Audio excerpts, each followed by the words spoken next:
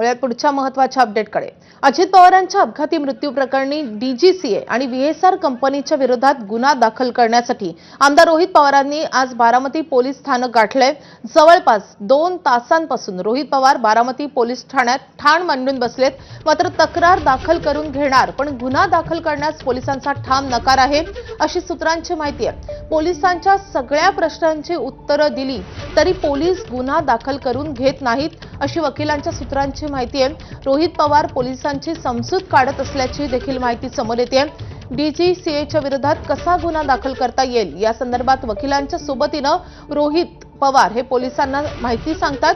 गुन्हा दाखल होईल अशी आजही रोहित पवारांना आशा आहे। तर काल मरीन ड्राईव्ह पोलीस स्थानकामध्ये रोहित पवारांची पोलिसांसमोर मोठा वाद झालेला होता आणि त्यानंतर आता बारामती पोलीस स्थानकात देखील ते चित्र पाहायला मिळत आहे। आपले प्रतिनिधी जयदीप भगत सध्या आपल्या सोबत आहेत। जयदीप, तब्बल 2 तास उलटलेले आहेत, काय घडतंय नेमकं पोलीस स्थानकात? अगदी बरोबर आहे, तू माझंही म्हटल्यापासून 2 तास उलटून गेलेले आहेत। रोहित पवार गुन्हा दाखल करून घेण्यावरती ठाम आहेत, पोलिसांना कंजीर करतायत। तर दुसरीकडे मात्र पोलीस जे आहेत ते तयार नाहीयेत। आता जी माहिती मिळते आहे सूत्रांच्या आधारे ते तयार नाहीयेत। आता जी माहिती मिळते आहे सूत्रांच्या आधारे ते अशी आहे की जे या ठिकाणी पोलीस अधिकारी आहेत ते वरिष्ठांशी बोलतायत आणि त्यानंतर जो आहे तो पुढचा निर्णय घेतला जाईल। आपण बघू शकतो या ठिकाणी जो आहे तर कार्यकर्त्यांची मोठी गर्दी झालेली आपल्याला पाहायला मिळते। एकीकडे रोहित पवार काल मरीन लाईन पोलीस ठाण्यामध्ये गेले होते, त्या ठिकाणी गुन्हा दाखल करा अशी मागणी केली होती। त्यानंतर जे आहे ते ज्या ठिकाणी घटना घडली, ही घटना कुठं घडली तर बारामती तालुका पोलीस स्टेशनच्या हद्दीमध्ये आणि रोहित पवारांची तेव्हापासूनची मागणी आहे की या ठिकाणी जाऊन जे आहे ते गुन्हा दाखल करा।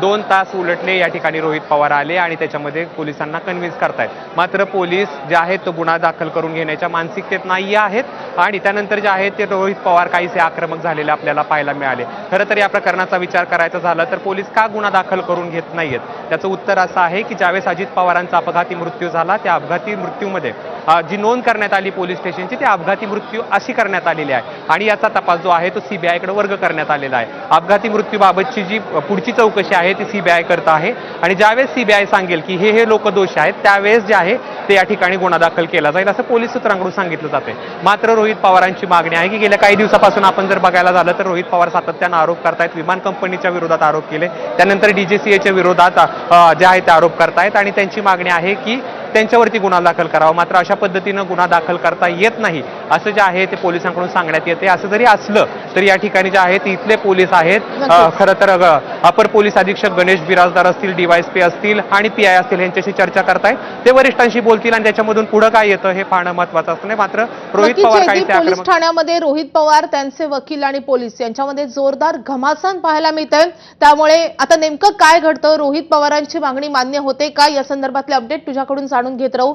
सध्या धन्यवाद जयदीप या सगळ्या सविस्तर माहितीसाठी। तर दरम्यान रोहित पवार पोलीस स्टेशनमध्ये ठाण मांडून असताना दुसरीकडे त्यांचे वडील राजेंद्र पवार पोलीस स्टेशनच्या गेटवर कार्यकर्त्यांसोबत ठाण मांडून बसलेले आहेत। त्यांच्याशी बातचीत केलेली आमच्या प्रतिनिधींनी, आपण पाहूयात।